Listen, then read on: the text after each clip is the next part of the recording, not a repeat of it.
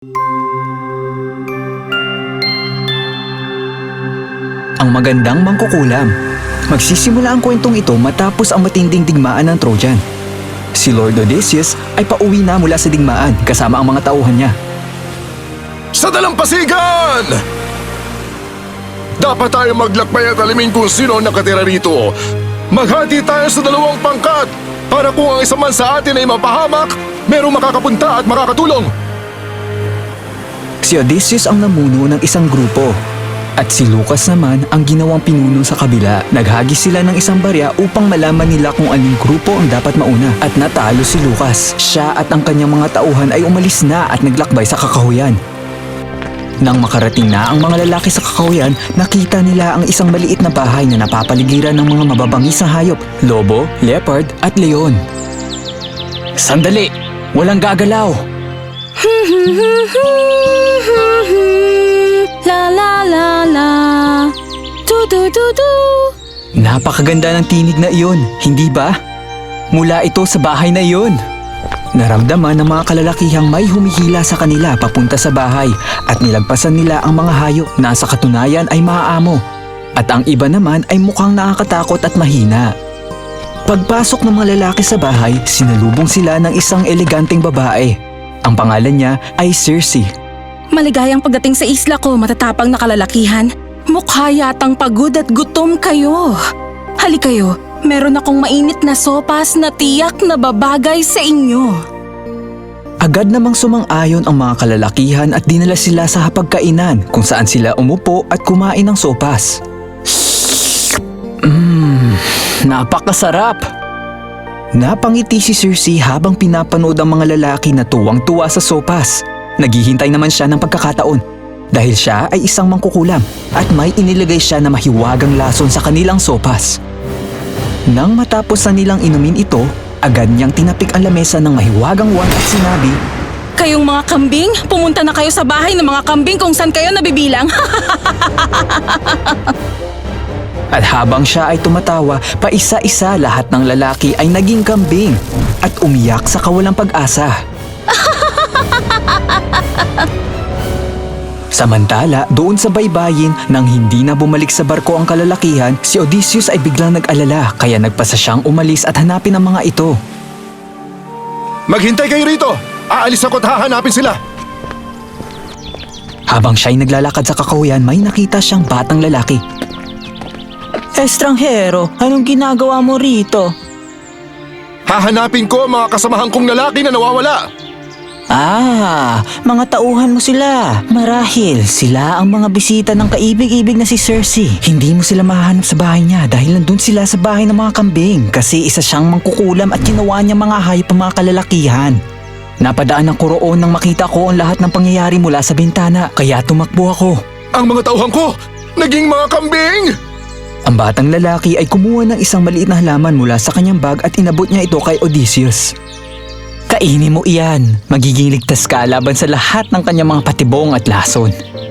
Salamat, pero sino ka bang... ha? Biglang nawala ang batang lalaki. Nagtataka man siya, nagkibit-balikat na lang siya. Kinain niya ang halaman at patuloy na naglakad patungo sa bahay. Nakarating siya sa bahay sa kakahuyan na napapaligiran ng matatapang na hayop.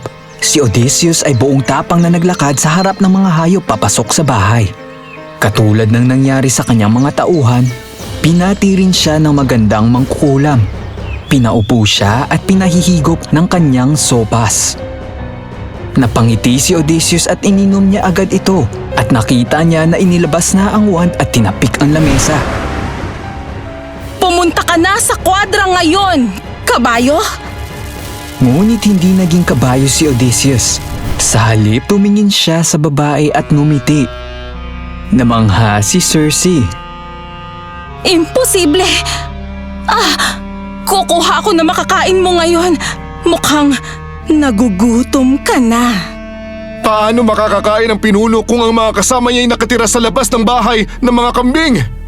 Nung sinabi niya ang mga salitang yun, si Circe ay napahiya. Alam niya na alam na ng lalaki kung sino siya at hindi na siya makapagpapanggap pa. Sino ka, Ginoo? At bakit kakaiba ka sa lahat ng lalaki na nakilala ko?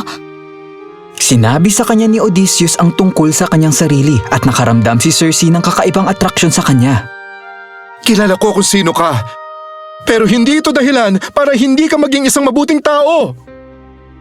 Ang mga salitang iyon ang nagpalambot ng puso ni Circe at nagpaluha sa kanyang mga mata dahil dati siyang mabait na tao. Ngunit ang mga taon ng pag-iisa niya sa isla ang nagbigay kalawang sa puso niya. Bigla siyang tumakbo palabas ng bahay at sa bahay ng mga kambing kung saan winisik niya ang mahiwagang lason sa mga hayop. Pagkatapos ay winasiwas niya ang kanyang wand at bumalik na sila sa dati nilang anyo. Habang nakatayo sa likod niya, pinanood ni Odysseus ang lahat. Pagkatapos ay ipinaliwanag niya sa mga kasamahan kung anong nangyari. Kailangan na nating umalis! Sino ang nakakaalam kung ano pang kaya niyang gawin? Manahimik ka, Lucas! Kung gugustuhin niya, hindi na niya kayo ibabalik sa dati niyong anyo. Matuto kayo magpakumbaba. Kaya si Odysseus ay humarap kay Circe para magpasalamat at magpaalam sa pag-alis. Nako, huwag! Pakiusap huwag kayong umalis, Odysseus, dahil nabuhay ang puso ko sa presensya ng liwanag mo. Manatili kayo kahit ilang araw pa. Hayaan mong parangalan kita at ang katapangan mo. Paumanhin, hindi ko kayang gawin iyon. Kahit na ilang araw lang, Odysseus. Hindi ka ba mananatili kahit sabihin ko na nahuhulog na ang loob ko sa'yo? Tumingin si Odysseus sa kanyang kumikislap na mga mata at nag-isip sandali. Nagbago na ba talaga siya? Sige, mananatili kami ng ilang araw kung ibabalik mo ang lahat ng mga hayop sa pagiging normal na tao at palalayain silang lahat. Odysseus, sa loob ng maraming taon ang mga kalalakihan ay inabuso ang isla at ang yaman nito. Para iligtas ang sarili ko at ang mundo ko, nagsimula akong gawin silang hayop. At sa mga oras na yun, ito na ang naging kalikasan ko. Dahil lahat ng nagpunta rito ay sakim. Dahil sa kanila kaya naging ganito ako ngayon. Pero hindi ka ganun. Kakaiba ka at napakabait mo. Binago mo ang puso ko para maging mabuti. At ngayon, gusto kong baguhin ang mundo kasama ka. At pagkasabi nito, ginalaw niya ang kanyang wand at ibinalik ang mga hayop sa kanilang mga anyong tao. Na masayang masaya naman dahil nabigyan ulit sila ng pagkakataon na maging isang tao. Pinuri nila si Odysseus at humingi ng paumanhin si Circe sa lahat at nagsabing magkakaroon ng engranding kapistahan.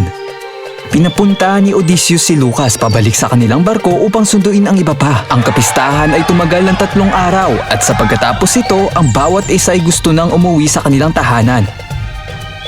Nakita ito ni Circe sa malulungkot nilang mukha. Alam ko gusto ninyong maglayag sa dagat at umuwi na sa inyo. Pero sa kasamaang palad, mayroong isang malakas na ipo-ipong nabubuo sa hilaga. Ang pinakaligtas na daan pa uwi sa inyo. Sa kanluran naman ay nakatayo ang isang malaking pader na bundok na hindi ninyo matatawid. At sa silangan ay ang tahanan ng dakilang halimaw sa dagat. Kailangan ninyong maghintay hanggang sa gumalaw ang kulog mula sa hilaga. Maniwala kayo sa akin, alam ko ang karagatan. Ngunit hindi ba nakatali ang halimaw sa kadena?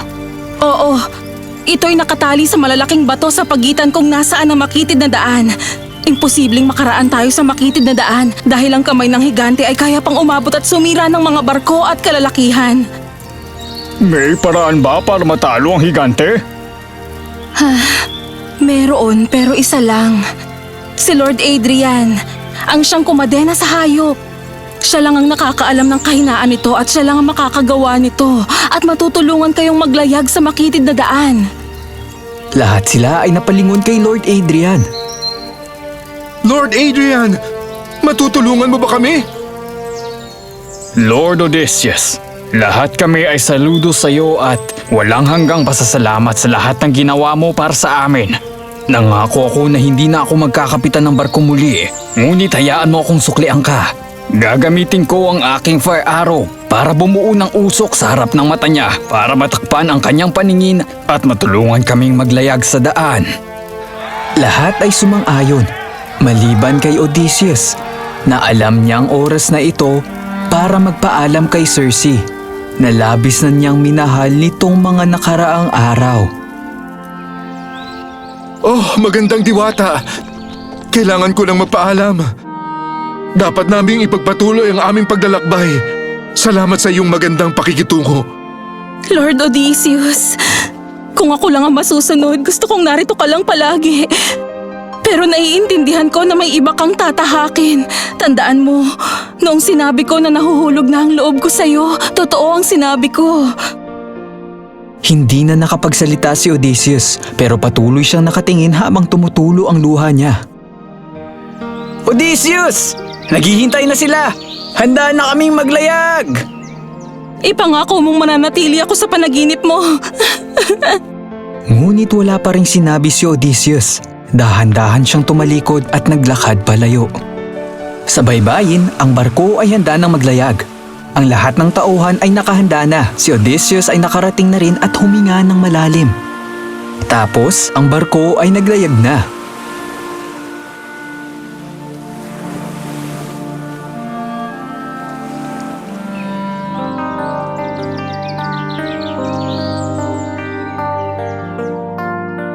Oh, Odysseus! Hindi ba mahalaga ang pagmamahal ko sa'yo? Bakit hindi ka nangako sa akin?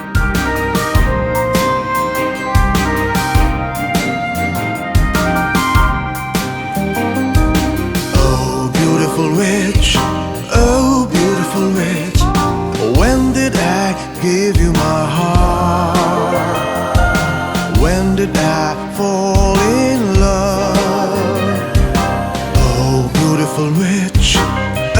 beautiful witch, I want you in my arms.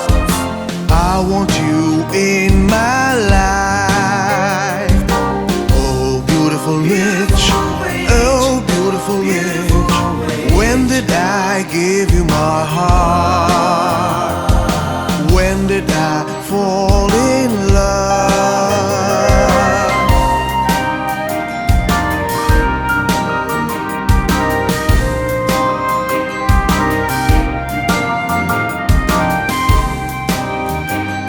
I don't want to remember you in my dreams.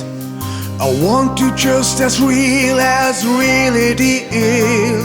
Your love has moved me, oh beautiful witch. And now I'm yours. And now I'm yours. Turn around and see, oh beautiful witch. I'm here to be your shadow. Shadow. Oh beautiful witch, when did I give you my heart? When did I fall in love? Oh beautiful witch, I want you in my arms. I want you in my life.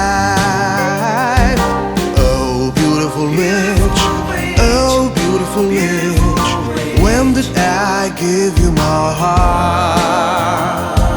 When did I fall in love?